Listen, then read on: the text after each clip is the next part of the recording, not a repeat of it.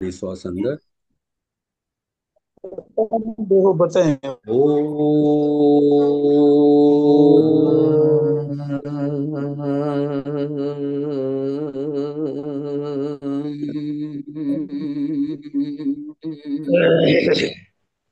ओ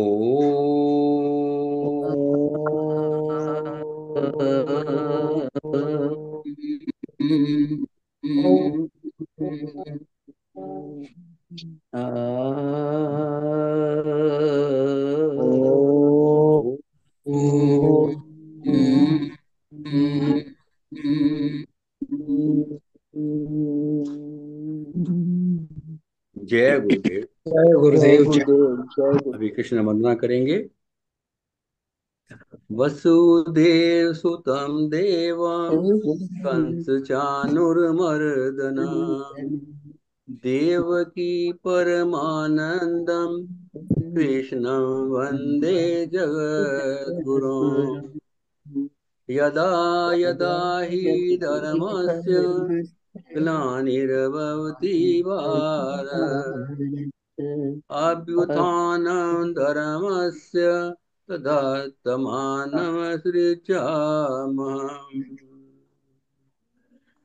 बोलिए बांके बिहारी लाल की जय। जय जय जय कृष्ण भगवान की जय। जय सदगुरु भगवान की जय। जय। अभी आगे का कार्यक्रम शुरू करने से पहले मैं दो शब्द कहना चाहता हूँ। वो ये है कि जैसे अभी हमने डिसाइड किया था कि आज से महामृत्युंजय पाठ करेंगे, लेकिन जो गुरु गुरु भगवान के परम शिष्य हैं डॉक्टर हरिदास शास्त्री जी पटियाला में हैं, जो कि इस समय उन्होंने गुरु भगवान से दीक्षा ही नहीं ली हुई, वो भी गुरु भी हैं वहाँ पे, जैसे बाकी स्वामी आनंद स्वरूप जी हैं वो हैं। तो अ, उनका ये कहना है कि ये महामृत्युंजय पाठ किसी मुहूर्त से शुरू होता है। इसका मुहूर्त कहते हैं आज नहीं है, कल से है, क्योंकि आज अच्छा। शिव भगवान खेल खेल की क्रीड़ा में है, कि खेल क्रीड़ा कर रहे हैं। आज नहीं होगा, कल शिव भगवान कैलाश पर्वत पे जाएंगे, तो उस समय हम ये पाठ कर सकते हैं। तो इसलिए आज उन्होंने कहा है, उनका ये कहना है कि आज ओम नमः शिवाय का पाठ कीजिए। आज सिर्फ ओम नमः शिवाय का पाठ 108 बार होगा, जो आज डेजी जी करेंगी। और आप हम सब उनके साथ म्यूट मोड में करेंगे, शांत नहीं रहेंगे और वीडियो भी ऑन करेंगे। आपको सबको लगना चाहिए आप गुरु भगवान के शिष्य हैं, गुरु भगवान से जुड़े हुए हैं, और सचमुच जुड़े। हमें नहीं पता लगता कि आप सचमुच जुड़े हैं कि सामने बैठे हैं। गुरु भगवान के साथ जुड़ने में, उसमें कोई वीडियो ऑन करने में कोई शर्म की बात नहीं होनी चाहिए। जो भी आदमी सचमुच उपस्थित हैं वो वीडियो ऑन कर लें। कुछ एक दो आदमी हैं जो कि वीडियो नहीं ऑन कर सकते, मुझे मालूम है, जो ऑन ड्यूटी हैं, जो किचन में हैं। तो कोई बात नहीं, वो छोड़ के बाकी सब कृपया वीडियो ऑन कीजिए। और हम वीडियो, ये जो ऐसे पाठ हैं, तो गुरु भगवान की जब जय बोलते हैं, वो भी हम वीडियो ऑन के साथ बोलेंगे। और एक मेरा सबसे ये निवेदन है कि जैसे महामृत्युंजय पाठ सबको भेज दिया गया है, उसको एक दो बार तीन बार चार बार पढ़ना है, पढ़ लें। उनको कैसे उच्चारण करना है वो भी उच्चारण विधि भी है उसके अंदर, यूट्यूब का मैसेज भी है। तो उसको देख के कल तक सब रेडी रहेंगे। और उसमें अगर आपने, जैसे मैसेज आपको गया हुआ है, चाहे आपने मोबाइल सामने रख के देखना है या पेपर पे लिख के करना है, तो कर लीजिए। आप सब कुछ रेडी होने चाहिए। धन्यवाद। अभी आज के आगे कार्यक्रम के लिए मैं श्री राम अवतार गुप्ता जी को आमंत्रित करता जय गुरुदेव जी धन्यवाद। हूँ। जय जय गुरुदेव। गुरु। सर्वप्रथम सदगुरुदेव भगवान के चरण कमलों में कोटि कोटि दंडवत प्रणाम अर्पित हैं। और सत्संग से जुड़े सभी आदरणीय गुरु भाइयों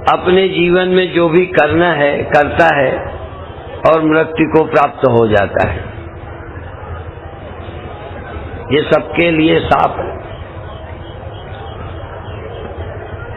और इसी भाव को यदि और विस्तृत किया जाए और समाज को देखा जाए तो सबके साथ ऐसा ही होता है। यदि एक व्यक्ति का जन्म लेना, कुछ करना और मृत्यु को प्राप्त हो जाना अच्छा नहीं है, तो इतना बड़ा संसार भी इसी प्रक्रिया से जन्मता है, कुछ करता है और मर जाता है। मैं हूँ चाहे मेरा बाप है, चाहे बाबा है, और मैं हूँ चाहे मेरा लड़का है, नाती है, परनात, तो सब मैं हूँ, चाहे कोई जानवर है। उनका अभिप्राय है कि सारा संसार इसी तरह पैदा होके मर जाता है। तो प्रश्न ये उठता है कि सबकी क्या आवश्यकता है, क्यों होता है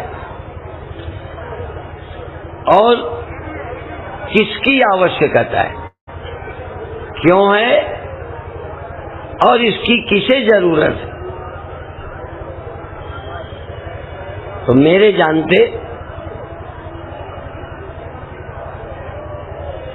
अपने से शुरू करता हूं कि मैं जन्मा हूं, कुछ करता हूं और मृत्यु को प्राप्त होता हूं। मेरे जानते इसीलिए जन्म हुआ है कि मैं मृत्यु को प्राप्त नहीं होता ये जानना है।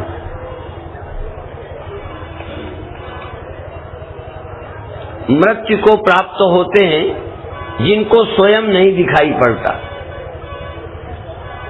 जैसे कोई नाटक करता है, मंच में बनता है, थोड़ी देर बाद बिगड़ जाता है जो मंच में बनता है, पर यदि मंच में जो करता है उतना ही हो, खिलाड़ी पीछे, अभिनेता पीछे यदि होश में न होता तो भी मृत्यु है।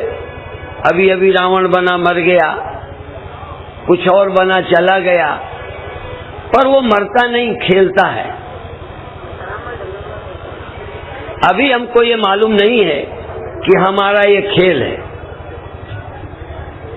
अभी हमें जन्म लगता है, जीवन लगता है, मौत लगती है।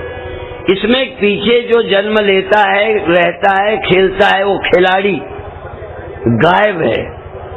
अभिनय चल रहा है, अभिनेता गायब है।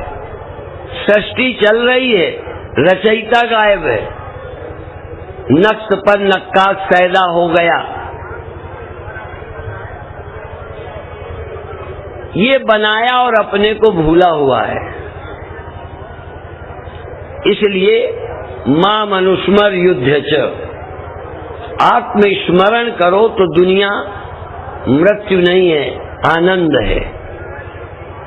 अब मैं ये कहूं, थोड़ा सा यूं समझें, अन्न पैदा करते हैं, रोटी बनाते हैं, खाते हैं और सुबह निकाल देते हैं। ये क्यों बना है? उससे कोई नुकसान समझ में आया? यदि ये ना होता तो जीवन ही कुछ नहीं था। इसलिए शरीर है, जन्म है, बुढ़ापा है, मृत्यु है, इसी में एक जीवन है जिसको हम भूले हुए हैं। इसीलिए हम लोग कहते जन्म जीवन नहीं है।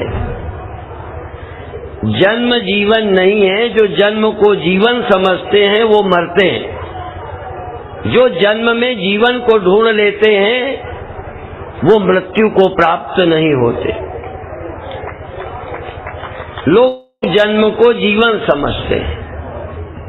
अब हमको जन्म को जीवन नहीं समझना। जीवन की अभिव्यक्ति जन्म में हुई है और जीवन बिना शरीर के अव्यक्त हो जाता है। जैसे मंच में अभिनेता व्यक्त होता है, मंच के पीछे अव्यक्त होता है, मर नहीं जाता।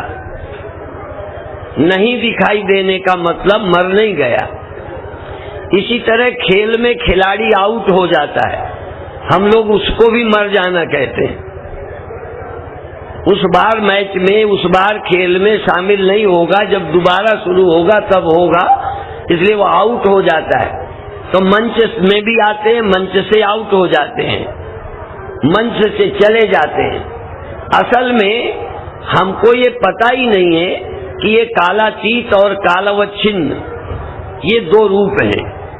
ये जो हमें नजर आता है ये काल की सीमा में है, परिवर्तन है, बनता मिटता है, और इसका जो वेश है, आधार है, जो मैं है, वो सदा रहता है। तो मैं को भूलकर, सत्य को भूलकर जीना समस्या है। फिर प्रश्न है कि यदि नहीं होता तो क्या होता? मान लो ये नहीं होता तो मैं होते हुए भी नहीं होता। दूसरा विषय, यदि ये नहीं होता अभी चलो नींद मान लो, सब होता और नींद ही भर होती, जागना ना होता तो क्या होता? एक चीज हटा दो इसमें से। जैसे पेड़ है तो पेड़ के लिए क्या है? जमीन है तो जमीन क्या है? यदि मनुष्य न होता, जमीन होती, पेड़ होते, रहते और खो जाते, फिर होते, फिर खो जाते, क्या था फिर? एक तरह से सारी सृष्टि का होना नहीं होना ही होता यदि जीवन न हो। पर सवाल है कि जहां जीवन होता है, समझ न हो तो मौत होती है। जीवन हो, समझ न हो तो जीवन ही मौत हो जाती है। इसलिए अब यहां जीवन है, यदि जीवन नहीं प्रकट हो तो उसका होना न होना बराबर। और जीवन प्रकट हो फिर मरे तो भी जन्मना बेकार हो गया, जीवन बेकार हो गया। असल में जीवन के प्रकट होने का बोध हो जाए और मृत्यु का मिथ्यात्व तो पता चल जाए तो फिर जीवन आनंद बन जाता है। इसलिए ये हमारे आनंद के लिए दुनिया है, मरने के लिए नहीं है, रोने के लिए नहीं है। कोई भी अभिनय यदि रोता भी है अभिनय में तो रोने के लिए नहीं। कभी अभिनेताओं को देखना, रोते हैं, लड़ते हैं, न वहां लड़ते हैं, न वहां रोते हैं, न वहां दुखी हैं, सिर्फ दिखाते हैं और है केवल आनंद। अभिनेता को केवल आनंद होता है, चाहे वो रोने का करे, चाहे मरने का करे, चाहे गरीबी का करे, अभिनय आनंद होता है। ये सृष्टि जो भी हो रहा है ये मेरा अभिनय है और अभिनय मेरे आनंद के लिए है, मुंह लटकाकर रोने के लिए नहीं। और मुंह लटकाएं तो भी आनंद से लटकाएं जैसे अभिनेता लटकाता है। और ये बिना ज्ञान के संभव नहीं है। मेरे ज्ञान से सृष्टि में आकर सत्य को पहचानना, और ये भागवत भी उसी का एक प्रकरण है। और मृत्यु सामने आई है, परीक्षित के सामने मृत्यु का श्राप हुआ है। लोग इसे श्राप कहते हैं। तुम भी जरा सोचो, श्राप न होता तो परीक्षित नहीं मरता। बोलो, सांप नहीं काटता तो परीक्षित कभी न मरता। तुम तो कभी नहीं मरोगे, बिना श्राप के, बिना सांप के मरोगे, बस इतना ही फर्क है। वो श्राप से और सांप से मरने वाला है, इसलिए जरा अचानक घटना है, इसलिए श्राप नहीं हुआ बल्कि वरदान बना। जैसे मृत्यु के क्या फायदा, ये परीक्षित से पूछना जो मेरे से पूछा है। चलो मुझी को परीक्षित मान लो, मुझे भी तो मरना था, मुझे भी तो सांप नहीं काटना था, काल को तो खाना ही था।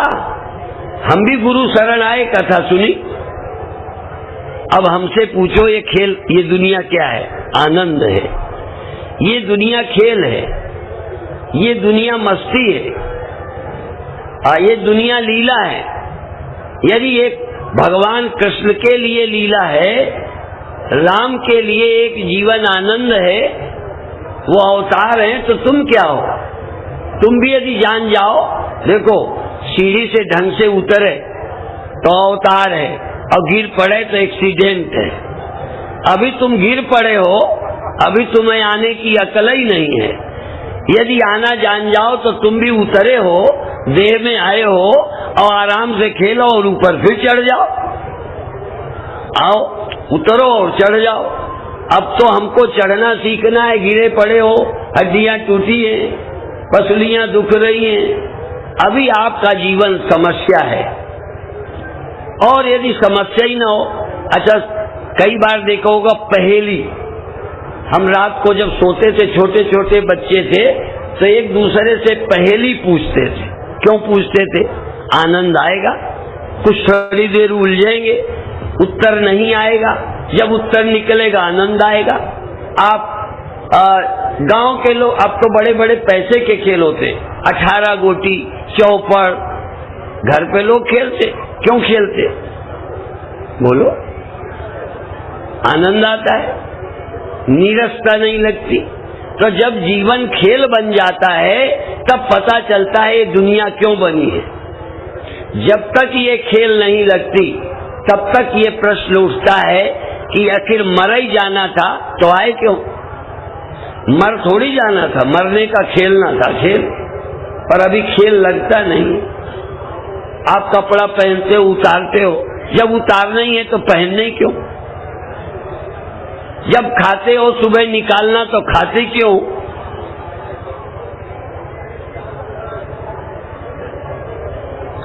समझ में आया? तो जैसे पहनकर कपड़ा उतारते हो, रोज बदलते हो, अच्छा लगता है, तो शरीर बदलने में क्या तकलीफ है? पर खेल लगे तो, समझ आए तो, गीता पढ़ो तो, भागवत सुनो तो मृत्यु मृत्यु नहीं रहती। और यदि परीक्षित कथा सुन के भी यदि मरे लगते हैं, उनसे पूछो या वो जाने के पहले क्या बोल के गए। परीक्षित बोल रहे, क्या बोलेंगे? अहम ब्रह्म परम धाम ब्रह्माहम परमम पदम एवं समीक्षण आत्मानम ब्रह्मण्याधाय निष्कले। निष्कल ब्रह्म में, निर्विकल्प ब्रह्म में, अपने अस्तित्व में, जहाँ ये बनना मिटना, अस्तित्व बोध होते ही बनना मिटना खेल हो जाता है। सागर में लहरें ज्वार भाटे, सागर के लिए क्या है? समस्या है। यदि वो सागर नहीं है, लहर है, तो पैदा हुआ मर गया। इसी तरह बिजली या आग पैदा होती है, बुझती है, बल्ब जलता है, बुझता है, ये जन्म मरण है। जरा बिजली से पूछो, सूर्य का रिफ्लेक्शन शीशे में बनता है, फिर मिटता है, फिर बनता है, फिर उलटता है, फिर पलटता है। यदि कोई रिफ्लेक्शन केवल रिफ्लेक्शन है, सूर्य का पता ही नहीं, केवल आभास है, सूर्य नहीं है, तो समस्या है। यदि वो सूर्य है तो प्रकट होना फिर तिरोहित होना कोई समस्या है क्या? असल में हम सत्य को भूले हैं और भागवत सत्य के स्मरण के लिए सत्यम परम धीमहि। भागवत का प्रारंभ और समापन सत्यम परम धीमहि में। सत्य का स्मरण करो। सृष्टि में रहना है तो सत्य को याद करके रहो, आत्मा का स्मरण करके रहो। उसको विस्मरण करोगे तो ये नरक है, उसको भूल जाओगे तो मौत है, उसको भूल जाओगे तो समस्या है, और उसको याद करो समाधान है, उसको याद करो अमृत है, उसकी याद करो खेल है। अब ये फिर याद क्यों नहीं करते? आसान भी इतना नहीं है। अच्छा ये बताओ, कोई सवाल पूछे, 4 पंचे बोलो क्या होते हैं? 20। मजा आया? नहीं आया। कोई ऐसा सवाल पूछे जो घंटे 2 घंटे ना आए, फिर जब निकलेगा तब खुश होके। यदि सवाल का उत्तर ऐसे ही आ जाए तो फिर पूछने वाला और बताने वाला दोनों ही कम अकल है। उत्तर निकालना पड़े, सोचना पड़े, फंसा दिया जाए फिर निकले। तो ये खेल फंसाने और छूटने का है। फंसो और छूटो, आसानी से नहीं। सपने में जागने में आनंद तब है जब मर रहे हो, सांप खा रहा हो, मगर निगल रहा हो, युद्ध में फंस गए हो, सब लोगों ने, और वो जैसे वो कौन गिर गए थे, अभिमन्यु, ऐसे गिर जाओ फिर नींद खुले, फिर मजा देखो कैसा होता है। तो सत्य स्मरण का, भगवान की कथा का आनंद भी सब नहीं जानते। हाँ, थोड़ा टाइम तो अच्छे ही बीतता है। थोड़ा टाइम अच्छा बिताने के लिए भागवत नहीं है, मौत का समय भी आनंद का हो इसके लिए भागवत। लड़का हो फिर बधाई बजे, हाँ सब ठीक ही ठीक हो फिर आनंद हो, वो खेल ही नहीं। खेल की पहचान है जहाँ मरना, राज्य पाना, लुट जाना, राज्य का हट जाना, जहाँ सब खेल लगते हैं उसका नाम है रंगमंच, उसका नाम है अभिनय, उसका नाम है खेल। जहाँ चुनाव होता है वहाँ खेल नहीं होता। जब तक संसार आनंद न बन जाए तब तक कथा सुनो, जब तक हर घटना खेल न लगने लग जाए तब तक परमात्मा का चिंतन करो, और जब काम पूरा हो जाए खेल लगने लग जाए तो क्या करना, भला हुआ अरे बीसरा सिर से चली बलाए, जैसे के तैसे भय अब कछु कहा न जाए। भगवान हम यूं नहीं याद करते, तुम समझते होगे कोई रिश्वत दे दी गई है। कई जगह तो भजन पूजा भी पैसा दे के कराना पड़ता है। मंदिरों में तो ज्यादातर पैसे के ही पुजारी होते हैं। तुम समझते होगे हम एजेंट हैं, हम भगवान ने हमको कुछ दिया है कि हम कथा करके बेवकूफ बनाए जनता को। ऐसा ही तो होता है, दलाल सौदा बेचने पटाने के लिए होते हैं। जुमार दवा बेचने वाले और दवा बेचने वाले, मल्लम बेचने वाले, उसकी महिमा गा गा के एजेंट बिकवाता है। हम भगवान के एजेंट नहीं है, समझ गए, हम दलाल नहीं है। यद्यपि दलाल बुरा नहीं होता, पर आजकल के दलाल बदनाम हो गए हैं। नहीं, दलाल अच्छा होता है, लेने वाले देने वाले के बीच ऐसा काम कराता है कि वो सौदा पटवा देता है, इसलिए दलाल है। असल में यदि ये भी कहो, हमारे गुरुदेव भी कहते थे, सुंदर मेला कर दिया सतगुरु मिले दलाल, अर्थात भगवान को मिलाने का काम। और ये भी मिली भगत है, भगवान फंसाने का काम करते हैं। ये सब भगवान फंसाते हैं और गुरु छुड़ाते हैं, ये मिली भगत है। और वो हमारे पास भेजते हैं फंसा के, और हम छुड़ाकर उनके पास भेज देते हैं। जो भगवान को मिलाए वो संत, जो संत को मिलाए वो भगवान। भगवान को जब छुड़ाना होता है तो संत के पास भेज देते हैं, और संत जब मुक्त करना चाहता है तो अपने पास नहीं रखता, भगवान को ही मिला देता है। अपना चेला बनाना गुरु का काम नहीं। हमारे गुरुदेव कहते थे हम चेला नहीं बनाते, हम तो गुरु ही बनाते, ज्ञानी बनाते, समझदार बनाते। इसलिए कोई बात नहीं, वो थोड़ा प्यार से प्यार। इसी तरह मंच में तुमको कुछ बना दिया जाए और तुम ये भूल जाओ कि हमको नाटक में बनाया है, गरीब बना दे तो तुम दुखी हो जाओगे। नाटक में गरीब बना दे पर ये भूल जाओ कि नाटक है। असल में सब नाटक ही है। ये मंडलेश्वर बनना क्या है?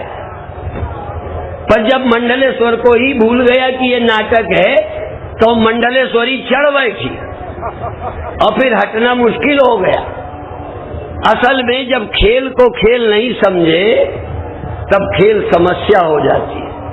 इसलिए आपका यहाँ जो कुछ भी है सब कुछ ठीक है। तुम चरित्रवान भी हो, धनवान भी हो, महान भी हो, परोपकारी भी हो, अरे तीर्थ खूब करते हो, पर पुण्य का अभिमान चढ़ जाएगा। न दे पाओगे तो दुखी होगे। सब लोग तो दे रहे हैं, हम नहीं दे पा रहे। सब गंगा नहा आए, हम नहीं जा पाए, बीमार हो गए। आहा, साधकावस्था में ठीक है, हम यदि गंगा ना नहा पाए तो कहाँ आत्महत्या करें? बोलो। यदि हम न दान कर पाए तो हमारा क्या होगा? बेड़ा गर्क हो जाएगा। सब कुछ तुम्हें करना आता है, तुम हमसे 1000 गुना सब अच्छे काम करो, पर अपने से परिचित न हो तो तुम हमसे गए गुजरे हो।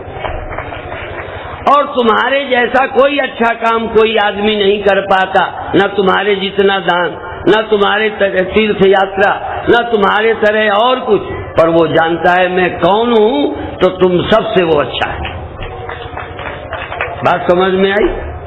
इस दुनिया का आनंद यदि लेना है, एक बार स्वामी विवेकानंद से विदेश में किसी ने पूछा, शायद रॉबर्ट इंगरसोल नाम का, मुझे सही नाम याद नहीं है, उसने कहा कि क्या है तुम बाबा बने, महात्मा बने, यूं फिर रहे हो, हम तो दुनिया को संतरा मौसमी समझते हैं, आनंद से रस लेते हैं, मौत से रहते हैं, तुम आगे के कल्याण के लिए, मुक्त होने के लिए बाबा बने, सब सुखों का त्याग करके दुखी रहते हो। लोग यही समझते हैं बाबा बड़े दुखी हैं, और जब से लोग बाबाओं को दुखी समझने लगे तब तो से गृहस्थी डरते हैं बाबा होने को कि अपन क्यों फंसे। असल में यही भ्रम है। एक बार हमसे दिल्ली में किसी ने पूछा, किस तरह आप लाल कपड़ा पहनकर बाबा बनने का आपकी जिंदगी का लक्ष्य क्या है, क्यों बाबा बने? हमने कहा इस तरह पैंट और शर्ट पहनकर तुम जो काम करते हो इसका क्या लक्ष्य? कह लगे हम तो गृहस्थ हैं, आप साधु हो, हमारा और लक्ष्य, तुम्हारा और। हमने कहा नहीं, तुम सुखी होने के लिए पैंट शर्ट पहन के दुकान करते हो, शादी की है, कि दुखी होने के लिए? कह लगे सुखी होने के लिए। तो हमने कहा हम बाबा दुखी होने को बने? बुद्धू कहीं के, हमने तो इसको सुख समझा है तो बाबा बने। सुख समझा और ऐसा समझा कि दुख हो ही नहीं। तुमने धन को सुख समझा, कल रोते मिले, पत्नी को सुख समझा, मुंह लटकाए मिले, लड़के को दुख समझा, दुखी हुए। हम तो बाबा बने तो बाबा बनने का आनंद तो मिला, पर आत्मा के समझने का परम आनंद मिला, झंझट हल हो गई। इसलिए गल समझ लई फिर रोला क्या, तो राम रहीम तो मौला क्या। यदि दुनिया में तुम दुखी हो या होने का की संभावना है, परीक्षित को श्राप लगा, अब तुम्हें यदि मरने की संभावना होवे,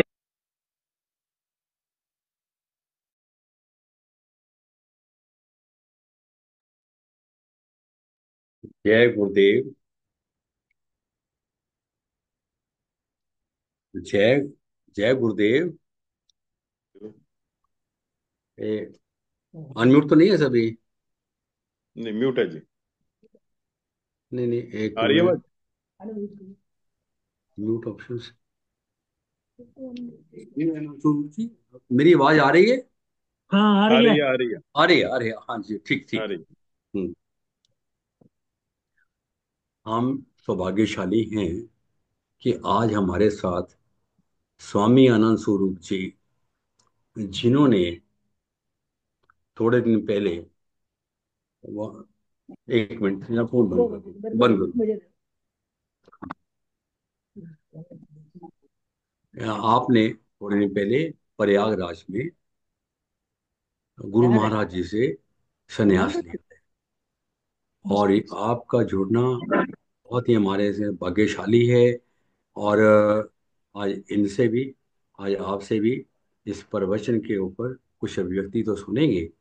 और इसलिए आज जैसे अभिव्यक्ति है श्री अ, अशोक जी की, यूएसए, इंग्लैंड से है, उनकी अभिव्यक्ति तो आधे घंटे की थी, मैंने कुछ शॉर्ट करने के लिए कहा है, ताकि ताकि स्वामी अनंत स्वरूप जी को, नहीं, स्वामी अनंतानंद जी, हाँ सॉरी, स्वामी अनंतानंद जी को भी इसका समय मिल सके।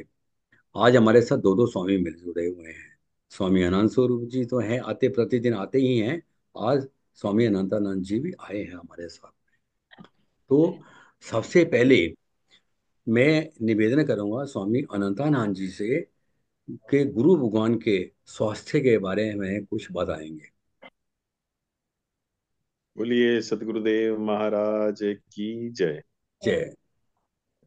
तो जैसा कि आपको मालूम है कि गुरुदेव लगातार 1 महीना प्रयाग कुंभ में रहे, और वहां पर थोड़ी सी उनको सांस की प्रॉब्लम थी। तो स्वामी पूज्य स्वामी ज्योतिर्मयानंद जी उनको हॉस्पिटल लेके गए, तो सर चेकअप वगैरह की, तो उन्होंने कहा कि वैसे तो कोई ऐसी चिंता वाली बात नहीं है, लेकिन बेस्ट है कि आप इनको एम्स में ले जाओ, थॉरोली चेकअप भी हो जाएगा और थोड़ा आराम भी मिल जाएगा। तो उसके बाद स्वामी जी महाराज जी को लेकर यहाँ एम्स में आ गए, और तब से मैं उनकी सेवा में ही हूँ। तो गुरु बिल्कुल स्वस्थ हैं, कोई चिंता वाली बात नहीं है, और डे बाय डे इम्प्रूव हो रहे हैं।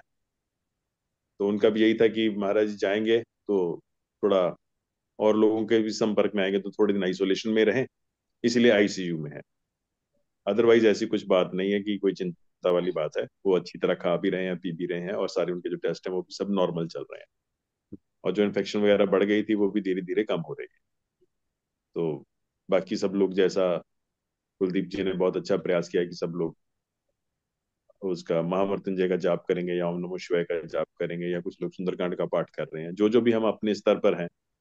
तो महापुरुष तो सदैव यही चाहते हैं कि किसी ना किसी तरह से वो हमको लगाए रखते हैं, और ये भी उनकी एक लीला है। इसी बहाने उन्होंने हम सबको फिर इस मार्ग पर और जोड़ दिया है। और जैसा भी गुरुदेव का प्रवचन था कि गल समझ रही ते रौला क्या, फिर राम रहीम तो मौला क्या, वो समझाने के लिए अलग अलग प्रक्रिया अपनाते हैं। कभी वो सीधा उपदेश करते हैं, और कभी वो ऐसा उपदेश करते हैं कि धीरे धीरे हम लोग जो है वो उस सत्य को समझें कि इस जीवन क्या है और किस लिए मिला है। और वो अपने अलग अलग भावों से, अलग अलग क्रियाकलापों से हमको यही संदेश देते रहते हैं।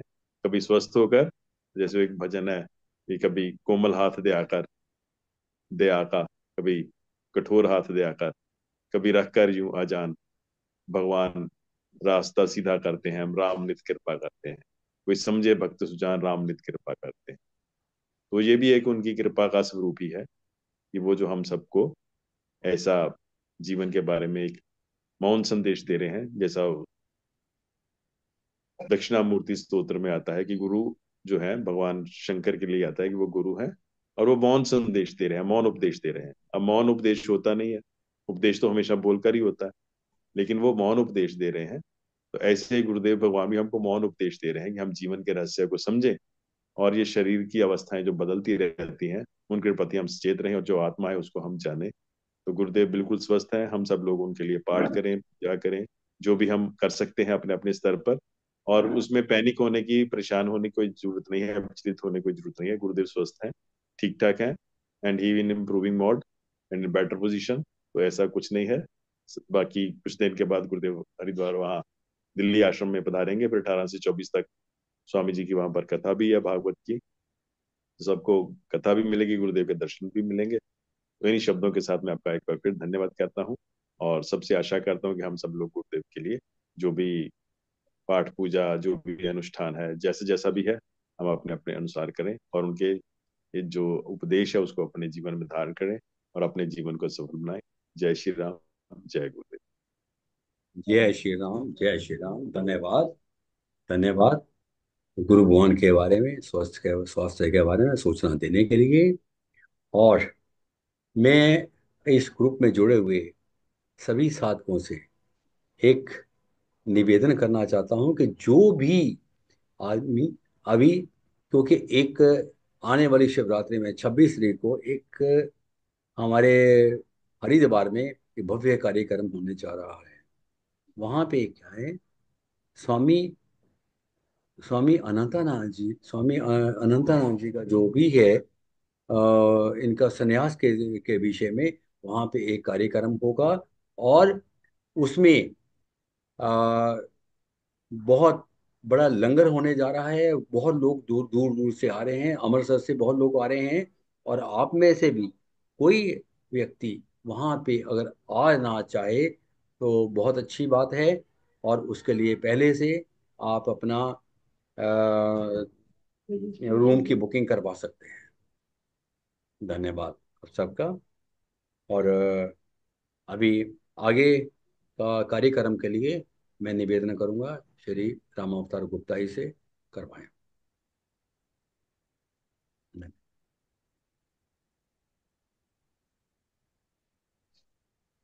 हाँ जी, राम अवतार गुप्ता जी नहीं है। हाँ जी, अशोक जी आगे की आज के प्रवचन पे अभिव्यक्ति के लिए मैं अशोक पटेल जी को आमंत्रित कर रहा हूँ।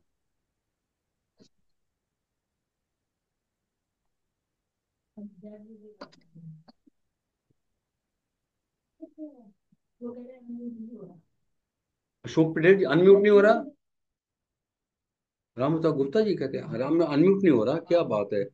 अभी तो मैंने अनम्यूट कर रखा है सबको। Allow participants to.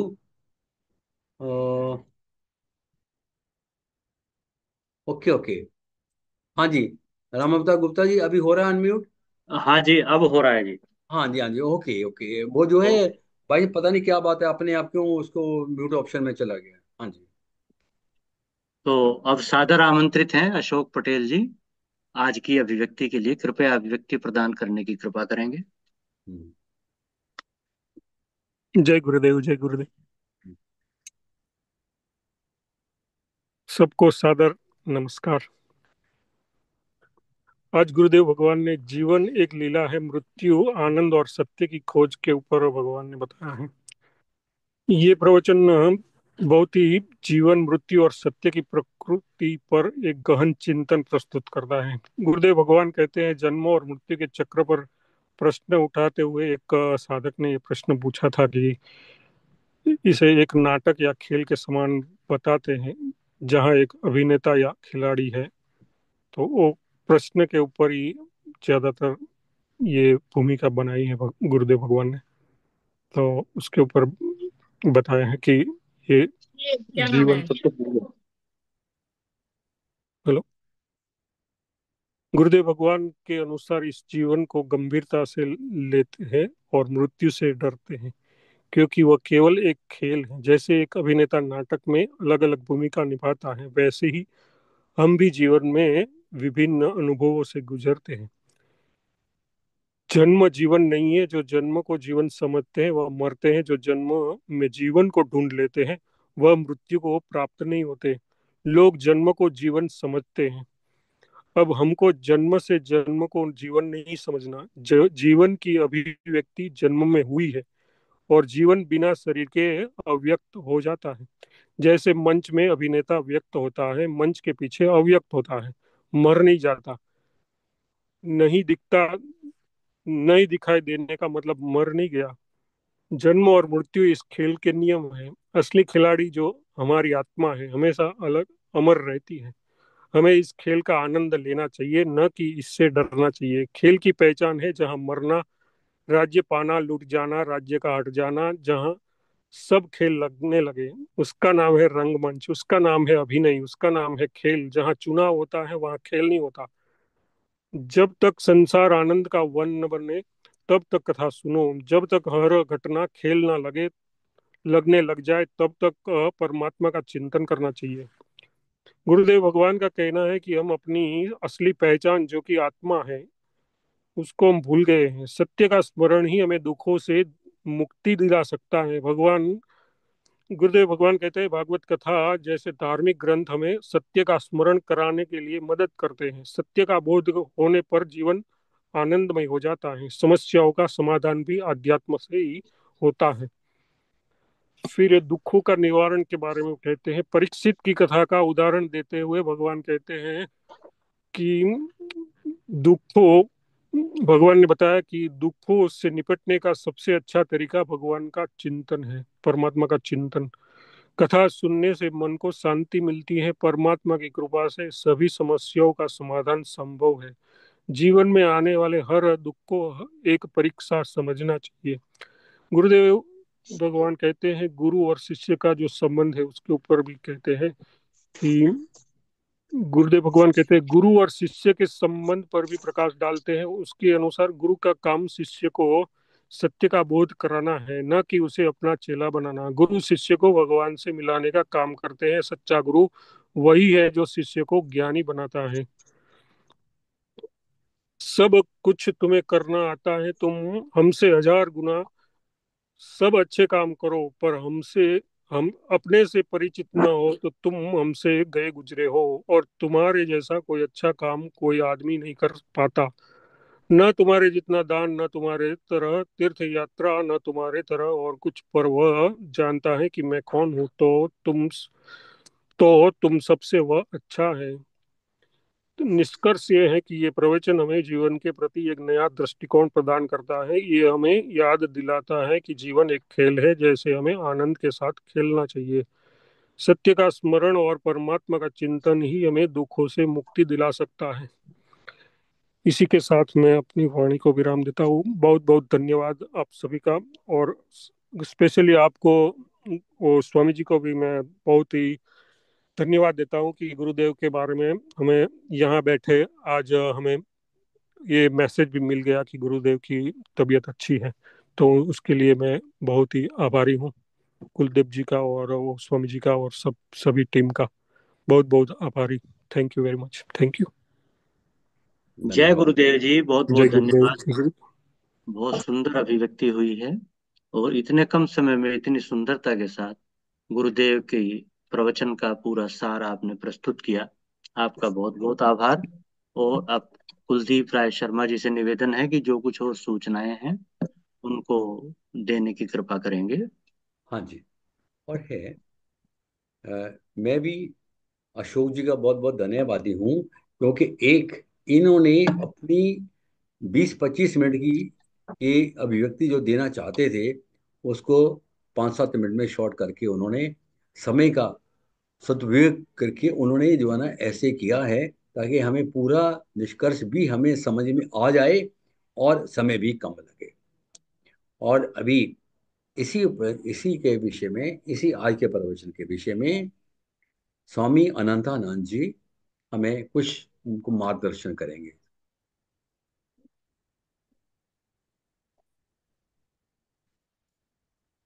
हाँ, आपकी आवाज नहीं आ रही है, अनम्यूट कर लीजिए। आप अनम्यूट कर लीजिए स्वामी जी। जी, बोलिए सदगुरुदेव महाराज की जय। हाँ। हाँ जी, तो यही था कि जैसे गुरुदेव ने बताया कि ये जीवन जो है एक लीला है, तो अपनी जो उनकी बीमारी है वो भी एक लीला के माध्यम से ही हमको ये समझा रहे हैं कि कैसे जो है इस हमको जीवन के प्रति दृष्टिकोण को बदलना है। हम अवस्थाओं को ठीक करने में लगे रहते हैं, जो अवस्थी है उसके बारे में नहीं सोचते, और अवस्थाएं सदैव ही बदलती रहती हैं, वो कभी भी एक जैसी नहीं रहती। तो जब हम अवस्थी के प्रति जागृत हो जाएंगे तो अवस्थाएं हमारी अपने आप ही ठीक हो जाएंगी और हमको उनका आनंद ले सकेंगे।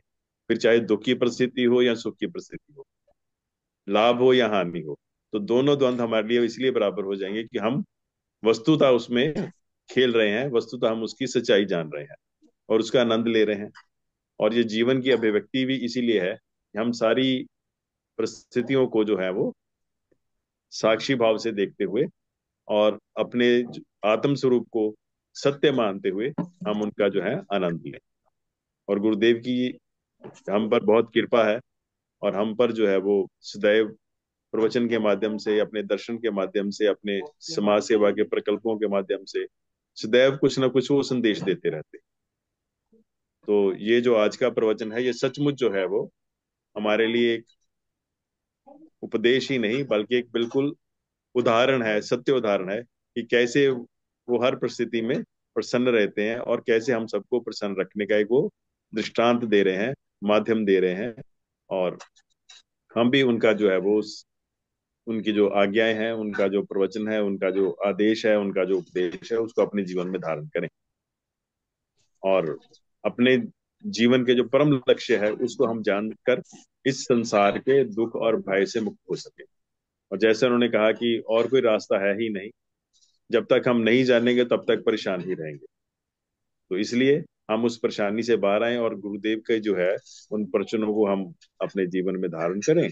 और बाकी जो है जैसे उन्होंने ड्यूटी लगाई हुई है, जैसा जैसा आदेश दिया हुआ है हम सबको, हम उसका पालन करें। और सचमुच में जो आज का प्रवचन है वो, और अशोक जी ने भी जो उसकी अभिव्यक्ति की है या उसको उन्होंने सार संक्षेप में प्रस्तुत किया है, वो भी बहुत अच्छा। और सारी जो जितना भी आप लोग जुड़े हुए हैं, सारी टीम आत्म दर्शन की, उनको भी मैं बहुत बहुत धन्यवाद देता हूँ। और यही मैंने कुलदीप जी से भी एक दिन निवेदन किया था कि हम लोग दूर दूर से तो मिलकर बैठते हैं, लेकिन जो नजदीक वाले लोग हैं वो हफ्ते में एक बार या 15 दिन में एक बार या जैसे भी आपको ठीक लगता है, तो कुछ ना कुछ हम आपस में मिलें भी। तो मिलने से जब हमारा इंटरेक्शन होता है तो हमारी प्रगाढ़ता भी बढ़ती है और हमारी अंडरस्टैंडिंग भी बढ़ती है। तो सबसे ये निवेदन है कि हम जैसा भी मिलें तो एक दिन का सत्संग रखकर तो उसमें गेट टुगेदर हो और थोड़ा इंटरेक्शन भी हो, एक स्टडी ग्रुप की तरह हम अपने प्रश्नों का समाधान भी कर सकें और अपने विचार भी प्रस्तुत कर सकें, तो ताकि धीरे धीरे हमारा जो कार्यक्रम है वो आगे आगे बढ़े। जब आप मेरे घर में आएंगे तो मेरे परिवार वाले होंगे, दो चार लोग और भी होंगे, तो और हमारी जो चेन है, जो श्रृंखला है वो आगे आगे बढ़ती जाएगी। और जैसा कुलदीप जी ने सूचना भी दी है और मेरी तरफ से भी निवेदन है कि हरिद्वार में है, वो फरीदाबाद में नहीं है, तो प्रोग्राम है शिवरात्रि का, हरिद्वार में है शिवरात्रि का प्रोग्राम, तो उस दिन भंडारा भी है और गुरुदेव भी उपस्थित रहेंगे। अब जैसी उनका स्वास्थ्य होगा उसी हिसाब से, पहले तो गुरुदेव का था कि वो वहां पर रहेंगे, अब जैसा भी गुरुदेव की आज्ञा होगी, तो अगर आप आना चाहें तो वहाँ शिवाला भी है और 4 पहर की वहाँ पूजा भी होगी, रुद्राभिषेक होगा सारी रात का, तो वो भी आपको कार्यक्रम मिलेगा। गंगा का तट है, गुरुदेव का आश्रम है, तो सब उसमें सादर आमंत्रित है। और मेरी तरफ से भी आप सबको जो है वो एक बार फिर सबको जो है आमंत्रण है। इन्हीं के साथ ही मैं अपनी वाणी को विराम देता हूँ। जय श्री राम, जय गुरु। ये 3 दिन का कार्यक्रम है, वो आप डिटेल में बता दीजिए, 3 दिन का कार्यक्रम किस डेट से किस डेट तक? हाँ, मेन तो 26 का ही है, ठीक है ना, तो 27 तो आ जाएगी क्योंकि रात सारी रात प्रोग्राम चलेगा, तो 27 की सुबह हम या जैसी भी जिसको सुविधा है वो आ सकता ठीक है, है। धन्यवाद। जी जी, हरिओम। अभी एक और कुछ सूचना मैं देना चाहता हूँ। ये है कि कल से हम महामृत्युंजय पाठ 108 बार करेंगे, और उसके लिए एक तो कुछ लोगों का सुझाव है कि ये शुरू में होना चाहिए, कुछ लोगों का होना चाहिए कि बाद में होना चाहिए। अब कैसे? अब सभी मुझे एक मैसेज कर दीजिए, मैं आज एक अभी मैसेज डाल देता हूँ, उसमें आप ऑप्शन है कि इवनिंग या स्टार्ट या एंड, बस 2 चीजें किसी को भी दबाना है, आप उसको अकॉर्डिंगली हम करेंगे, जिसमें सबकी सहमति होगी। हमें वो करना है हम्म, कि शुरू में। कुलदीप जी, हाँ जी। कुलदीप जी, मेरी सुझाव है कि ये आरंभ में ही होना चाहिए। दूसरा जो एंड वाला है वो उस समय नहीं होना चाहिए, शुरुआत में ही होना चाहिए, क्योंकि ये शुरुआत वाला जो है सब सब ज्यादा ज्यादा सुटेबल रहेगा। एंड में तो फिर इसके बाद फिर थोड़ी मुझे लग रहा है कि प्रारंभ में ही किया जाए तो ज्यादा बेटर है। ये मेरा अपनी राय है। आरंभ में बाकी किया जाए। हाँ, ओके, आपका ये सुझाव है। इसी तरह जय सुदर्शन जी गुरुदेव। का भी यही सुझाव है। कोई और भी सुझाव देना चाहता है तो अभी बता दें, तो अभी से जी, हम जय डिसीजन ले लें। गुरुदेव। जय हाँ जी, गुरुदेव। जय गुरुदेव। मीनू बबली जय जी। गुरुदेव। हाँ जी। स्वामी जी के श्री चरणों में प्रणाम। और मंच उपस्थित सभी गुरु भाई बहनों को जय गुरुदेव। सर, हम्म, मेरा भी यही सुझाव है कि आरंभ में हो जाए तो ज्यादा अच्छा है। बिल्कुल बिल्कुल कुलदीप जी, बिल्कुल। आराम वाला ही ठीक है। ओके जी, फिर हाँ, हमें मैसेज डालने की जरूरत नहीं है। हमारा डिसाइडेड है कि कल से हम आराम से में करेंगे, और ताकि उसके बाद जितना समय है उसके बीच में हम अपना गुरु विवेक का प्रवचन और अभिव्यक्ति को वाइंड अप करने की कोशिश करेंगे। ठीक है। ऐसा करेंगे। धन्यवाद। धन्यवाद। अभिव्यक्ति जो है, जो अभिव्यक्ति है, जो जिसकी भी अभिव्यक्ति हो, वो उसको सारांश में करें। उसको सारांश में कर देंगे। मैं उसके साथ मुझे टाई अप पहले से करना पड़ेगा कि आज प्रवचन कितने मिनट का है और अभिव्यक्ति कितने मिनट की होनी चाहिए, वो और उसके साथ हम टाई अप ये करके भी हम देख कर लेंगे। लेंगे, एक बार प्रैक्टिकल करके देखेंगे कि जो 108 बार हम मृत्युंजय का पाठ करेंगे तो उसको कितना समय लगता है। कम एक कीजिए। बार 108 मैंने बार करके होगा जी देखेंगे। 25 मिनट में। हाँ। अगर अलग से करना हो, जय गुरुदेव। हमने आरंभ व्यक्तिगत में तरीके ही से सही करना हो रहेगा। हाँ जी। आरंभ में ही स्टार्ट में ही सही रहेगा। हाँ, आराम से ही करें, आराम से कर लेंगे जी। इसको रोहित थोड़ा जी। सा समय हम जो है 9 बजे से लेकर 9:10 तक या 15 तक, इसको 9:15 तक भी एक्सटेंड कर सकते हैं, क्योंकि 25 मिनट इसमें लगेंगे। 20-25 मिनट का गुरुदेव का प्रवचन होगा, तो ये 50 मिनट गए, बाकी 10 मिनट बचते हैं अभिव्यक्ति के लिए। तो थोड़ा सा समय हम 10 मिनट, 9:10 तक भी ले जा सकते हैं। ऐसा भी संभव होगा तो ऐसा भी कर पाएंगे, ताकि बिल्कुल कोई सारे प्रोग्राम इसी समय में हो और अभिव्यक्ति जो है वो सारांश में ही हो। उसी उसका भी एक समय सीमा हो कि इतने समय में आपने अपनी बात को रखना है। तो देखो जी, जैसे आज की अभिव्यक्ति 20 मिनट की थी, उसको 5 मिनट ने इसी समय को देखते हुए करवाया है, हुआ है। और ऐसे ही कल से भी करेंगे, कोशिश करेंगे कि अपने को हम समय की सीमा से बाहर ना जाएं, उसी हिसाब से कर लेंगे। और अगर प्रवचन छोटा है, कहीं 20 मिनट का प्रवचन है तो 10 मिनट की अभिव्यक्ति हो भी सकती है, और प्रवचन लंबा है तो उसकी छोटी कर देंगे अभिव्यक्ति। प्रवचन तो ये 35 शुरू मिनट के का है। भजन वगैरह भी कैंसिल कर सकते हैं सर, भजन की बजाय इसी को कर लें अगर। नहीं, भजन और में ये भजन सारा कुछ करते नहीं हैं। हो सकता, फिर तो जो है ना 10 मिनट भजन में निकल जाते हैं, फिर उसमें वो करके वो सारा कुछ नहीं होगा। भजन को अवॉइड करेंगे जब तक हम ये महामंत्र पाठ करते हैं। शर्मा जी, ठीक है। प्रवचन तो 35 मिनट का है। 35 मिनट का है तो 25 और 35 और 10 मिनट की अभिव्यक्ति रखेंगे। हाँ, 10 ठीक मिनट रहेगा। मैक्सिमम। हाँ जी। ठीक रहेगा, ठीक तो रहेगा, सही है। अभिव्यक्ति जो है ना, 35 मिनट के प्रवचन कई बार 25 मिनट की अभिव्यक्ति होती है, लेकिन हम पहले से हम इसको देख लेंगे कि अभिव्यक्ति छोटी रह जाए, उसको सारांश में कर दें जो। ओके, ठीक है जी। हाँ जी, सुदर्शन जी, आप क्या कह रहे हैं? नहीं, हम जब स्वामी जी ने कह दिया तो आप किसी की राय की जरूरत नहीं है। जब बिल्कुल ठीक है हमारे जी। नहीं, जब स्वामी जी ने आदेश तो हमें चुपचाप उसका पालन करना चाहिए। नहीं, अब हम बस अपनी राय नहीं रखनी। रखनी ही नहीं है, रखनी ही नहीं तो बात खत्म। जो मैंने स्वामी जी पहले ने ही, कहा है कि वो तो पहले हमने हमें किसी और की ओपिनियन लेनी नहीं। वो तो हमने आज्ञा। मैंने पहले ही कह दिया है कि कोई निर्णय ले चुके हैं तो उसके बाद कोई कमेंट्स दे भी तो उसका वेलकम है, भाई, कमेंट्स लेकिन का कोई हम मतलब उसको ही नहीं कर सकते। नहीं। नहीं नहीं, या तो साधु से राय लो तो फिर चुप रहो आगे से, फिर उन्हीं की आज्ञा नहीं, सर्वोपरि। जब वैसे तो नहीं, डिसीजन और देने के बाद राय नहीं नहीं, देनी चाहिए, फिर भी कोई शर्मा देता है जी, तो मैं कह नहीं सकता कुछ, है ना। वरिष्ठतम और योग्यता में हाँ सबसे तो आगे है, साधु, उन्हीं की योग्यता वरिष्ठता अलग बात स्वीकार होती है है। और साधुता अलग बात होती है। वो साधु हैं, उन्होंने कहा है, अब ये फाइनल है, इसमें कुछ इफ बट नहीं है। ओके जी, ओके, डन। ठीक है। हाँ जी। धन्यवाद। आप सबके सुझाव अ, में आपने सबने सुझाव दिए, बहुत अच्छा लगा। और इसी हिसाब से कल से होगा। कल से महामृत्युंजय का पाठ है, तो उसके लिए जैसे उसमें ग्रुप में मैंने डाल दिया है कि महामृत्युंजय का पाठ भी है, और उसको अच्छी तरह उसको शुद्ध तरीके से चाहे लिख लें, कागज को लिख लें, हाँ, या आपके मोबाइल में है उसको देख के करना है, करें सभी। ये निवेदन है मेरा करेंगे, सबको। सब करेंगे, सब करें करेंगे। निवेदन, और म्यूट हाँ में अगर करेंगे, और एक व्यक्ति करेगा पहले, और किसको करना है वो हम निर्धारित कर देंगे कि कौन करेगा ठीक, पहले। और अभी जिनको संस्कृत आज थोड़ी के, मोड़ी आती है उन्हीं को दीजिए, ताकि हाँ जी, गलत उच्चारण ना हो। जिन्हें क्या, संस्कृत का थोड़ा ज्ञान है उन्हीं को दीजिए, ताकि बिल्कुल, उच्चारण गलत ना हो। बिल्कुल उसी तरह ही करेंगे, जिनको संस्कृत का ज्ञान है नहीं, आप सिर्फ वही किसी और को करेगा, दे दे, दूसरा नहीं नहीं तो करेगा। किसी दे दो, वो जिसका उच्चारण सही नहीं है, तो वो मंत्र जो होते हैं ना, उच्चारण सही होना चाहिए। तो उन्हीं को दीजिए जो शुद्ध पाठ कर सकते हैं।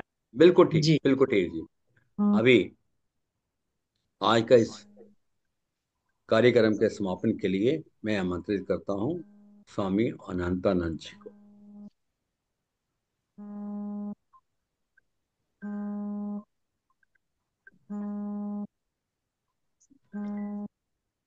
हाँ स्वामी जी।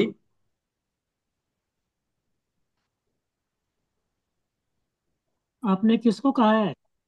स्वामी अनंतानंद जी, आप अनम्यूट कीजिए। हम्म,